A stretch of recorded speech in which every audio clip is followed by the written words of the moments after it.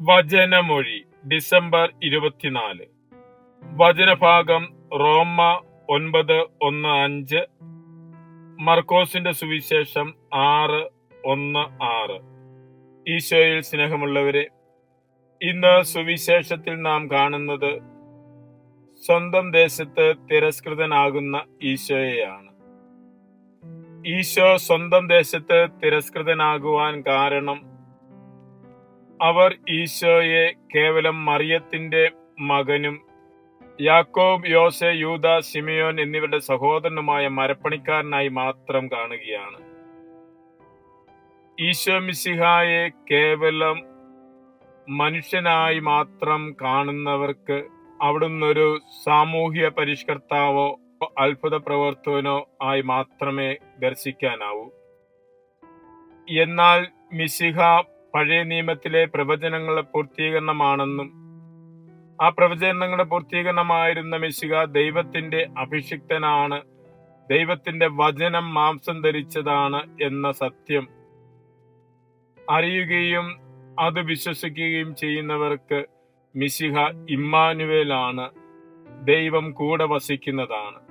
മനുഷ്യരുടെ കൂടെയായിരിക്കുവാൻ മനുഷ്യനായി അവതരിച്ച മിശിഹ പൂർണ്ണ ദൈവവും പൂർണ്ണ മനുഷ്യനുമാണ്. മിശിഹായുടെ പൂർണ്ണ ദൈവത്വവും മനുഷ്യത്വവും ഏറ്റുപറഞ്ഞുകൊണ്ട് അവിടുത്തെ ആരാധിക്കുന്ന ദിവസമാണ് ക്രിസ്തുമസ് ദിവസം. മിശിഹ പൂർണ്ണ ദൈവവും പൂർണ്ണ മനുഷ്യനുമാണ് എന്ന സത്യം ലോകത്തോട് പ്രഘോഷിക്കുന്ന ദിവസമാണ് മിശിഹായുടെ പിറവി തിരുനാൾ. പൂർണ്ണ ദൈവമായിരുന്നവൻ ദൈവത്തോടുള്ള സമാനത നിലനിർത്തേണ്ട കാര്യമായി പരിഗണിക്കാതെ തന്നെ ശൂന്യനാക്കി പൂർണ്ണ മനുഷ്യനുമായി അവതരിക്കുകയാണ്. പ്രവചനങ്ങളുടെ പൂർത്തീകരണമാണ് മിശിഹ എന്ന യാഥാർത്ഥ്യം ഉൾക്കൊള്ളുന്നവർക്ക് മാത്രമേ മിശിഹായെ ദൈവവും കർത്താവുമായി ഏറ്റുപറയുവാൻ സാധിക്കുകയുള്ളൂ. മിശിഹായുടെ ദൈവത്വവും മനുഷ്യത്വവും ഏറ്റുപറയുന്നതാണ് റോമാക്കാർക്ക് എഴുതിയ ലേഖനത്തിൽ നിന്നുമുള്ള തിരുവചനവും.